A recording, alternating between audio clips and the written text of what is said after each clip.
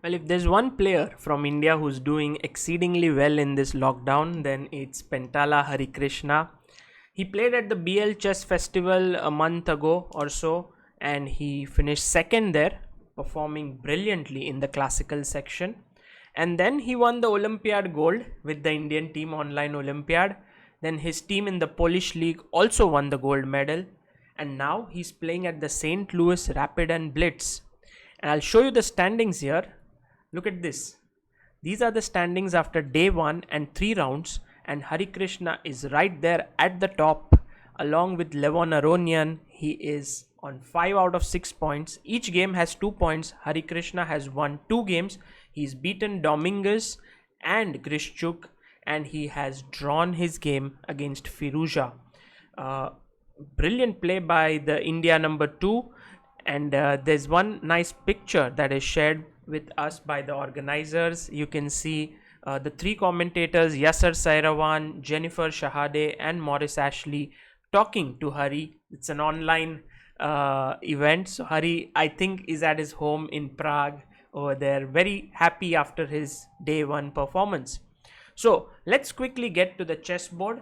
I have a very nice picture of Hari, a young Harikrishna over there with his moustache, and we will check out his game against Dominguez from this same event. And Harikrishna was black. This is round number 1, and Dominguez is a top player, now represents USA, originally from South America. E4, C6, D4, D5, E5, the Caro Kann defense, advanced variation, and Harikrishna plays bishop to F5. Knight went to F3, E6, bishop E2, and this is the most solid setup for white against the Caro Kann. You push your pawn, you gain space, then you quickly develop your knight and bishop and you castle. This is very, very logical way to play, and one of the most popular ways as well. C5, this move is now was at one point very popular. Then people started to see that, oh, c5 was not giving the desired result, so they started playing moves like knight d7, trying to play a little bit more positionally. But c5 is the most direct move. Yeah, you want to strike in the center here on e5 and d4, and bishop went to e3, queen b6, threatening the b2 pawn. Here white played knight to c3. Now we had Swapnil Dhopade in our videos on ChessBase India, and he had recommended here the move knight c6, and this is exactly what Harikrishna played. If you take on b2 here, then knight b5 is an interesting possibility, but also possible is queen to b1, and I think this is one of the main moves here, if I'm not mistaken. Yeah, queen b1 is possible, and knight b5 is also possible. So these are the moves if you take on b2, but in the game knight c6 was played, and here knight a4. Now castles is definitely a move, but after queen takes b2 there is queen e1, and it's a very interesting line. So Hari over here would have been prepared for something after castles, but Dominguez played knight to a4, and now you are attacking the queen, also the pawn. So instead of moving the queen back and losing this pawn, Hari gave a check. Knight is attacked, so c3, defending the knight. And now comes an important move, which is, I think, important here, that is to play c4. So you're closing down the position, and here castles has been seen in some of the games. In fact, the most well-known game is Ronak Sadhwani playing with black against Sergei Karyakin, where b5, knight c5 takes, and knight e7, and black is doing very well. The only thing that black should know in this position is that here he must play the move queen a3, because if you don't play queen a3 and if you come back, then after a4, this is already a very, very better position for white. So queen a3 stopping a4 and also attacking the c3 pawn, and this is around equal. You go here, you take, rook fc1, king d7, and then when he plays a4 you can meet it with a6. The rook defends the other rook and it's completely fine. So that's about the move castle here. But white played the move b4, and white was like, okay, what are you going to do with your queen? And here I guess one of the main moves is bishop takes b4. This has been played in a game or two. Takes knight b4, and now black has two threats. One is bishop c2, winning this knight, and the other one is knight c2.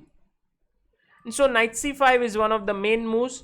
Here knight c2 check, king f1, knight a1, and it's a very complex position after queen a1. So you don't know what's going on here. But also after bishop b4, there are other possibilities like g4 here. And I think overall Harikrishna would have looked at all of these possibilities and come to the conclusion that bringing my queen back looks quite logical. Well, fair enough. Castles, bishop g6. Now if you see here, it definitely looks like white is better. First of all, white has everything developed. He's also not worse on the queen side. This move b4 has worked out for him. So overall it looks like a very pleasant position. But black is solid. You know what black aims is go knight e7, knight f5, bishop e7 and castles, and he would be fine. But that's nearly 4 moves away from here. So Dominguez tries to start creating play with f4, g4 and f5. But Hari is very quick to respond. He plays knight e7, f4, and he goes knight f5, attacking this bishop. Now after bishop f2, I would like you to take here a few seconds, pause this video and find a good move for black. Now generally in such positions it's very important that you do not let white, for example if you go bishop e7, then after g4 you are in lot of trouble, because the knight is being pushed back. Later f5 can come in, a lot of big problems here. Say for example knight here to h4, you can already take, bishop takes, and create some play. I would say even f5, and this looks very dangerous, very dangerous. So that therefore the right move here is h5. Well done if you found this. It's basically to stop g4 and to cement the knight here. Knight b2, b5, preventing white from playing b5, a4, a6, knight to c2, bishop e7, queen d2. Well, somehow white has to do something here, but he is unable to find a way to break through. And that's the reason why all these moves, queen d2, allowed black to get his dream position, and now black is doing completely fine. I was very surprised when actually Dominguez took on b5, because I think he has the right as to when he would like to sort of dissolve the tension on the queen side. So he could play rook a2, he could play rook a1, and then decide whether he wants to take or not. Because once you take, rook takes, queen takes, black already has very good play now with rook a8. So completely doing fine. Queen c1 he took, and now here comes another important move. I think you should try and find it. It's not the only move in the position that gives black a fine position, but it's a typical move, a fighting move here by Hari. So black to move. Yeah, well, if you found the move queen a7, not bad. You want to exchange the queens, but the right move I would say is f6, because you want to sort of take on e5, and if he takes on f6, you can take back with the bishop. Knight can jump from d6 to e4, the bishop suddenly gets active, so there are a lot of possibilities in the air. f6, queen b2, and now he took. And a question to you here from white side, which pawn would you take back with the f pawn or the d pawn? Well, if you said f pawn, well done, but Dominguez did not play this move. It is very surprising, because this is fine and it would be around equal. He took with the d pawn, and this led to a very difficult position for white. Black to move once again. What would you do here? Take your time, try to figure out. Harikrishna is, we call him the god of endgame. He's very good at this last phase of the game. So what would you play here? Bishop d8. Brilliant, brilliant move. Bishop d8. You want to exchange this bishop here, and suddenly all the dark squares start becoming very weak. Although white has control over the d4 square, it's not ironclad because black has more control there right now, and he's bringing one more piece. So knight e3, trying to exchange one of the pieces. After takes, bishop b6, knight d4 was played, and now another powerful move by Hari. He took on d4 with the bishop, so that if you take back now, of course with the pawn means then this knight is beautiful, it attacks everything.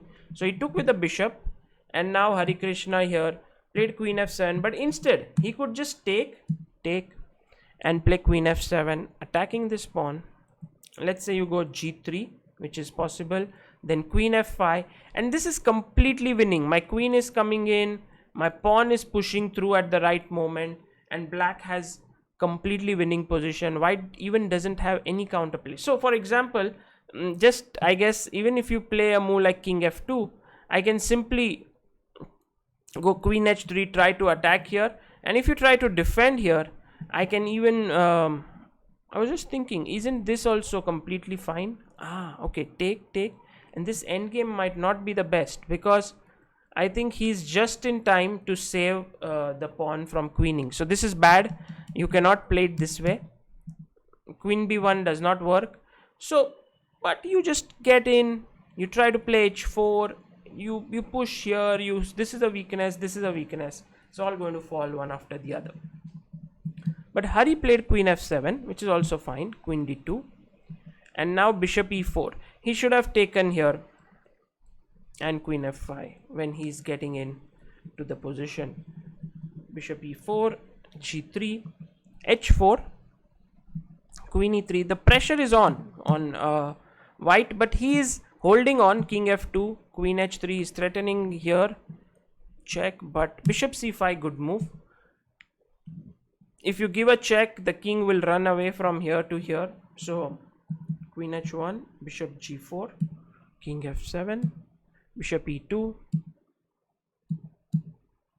and now queen to b1, g4, queen c2, and bishop to d3. Very good move, very powerful move by Hari. And here white, in order to keep the balance, had to play queen d2, and the game would be around about even here. Some pressure for black, but he played bishop d3, and now Hari could have taken with the pawn, and this is better for him clearly, but he gave a check, and after queen d2, which was a mistake, he should have played king e2 here, but queen d2 was played. Harikrishna took on d3, queen d3, cd3, and now the question to you, after king d2, what should black play? White is planning to take here on d4. This is the final question of the game. Amazing if you found the move g5. This is the only winning move, by the way, guys.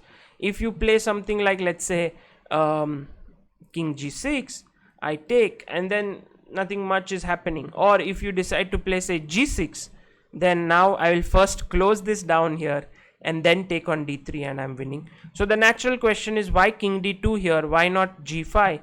But then I'm just entering with my king here, and you would lose one of the pawns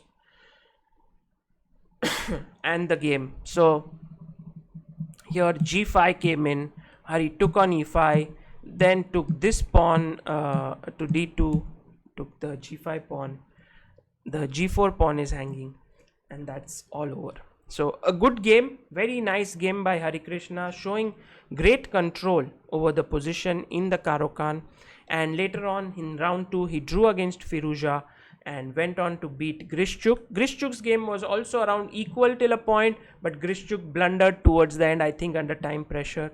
And so Hari is now leading in the tournament. We have to just show you this because this means that Harikrishna will today have very strong opponents in this tournament left for him to play. Xiong, Nakamura, Carlsen, Nepo, Wesley and Aronian. It's going to be a treat to watch this event.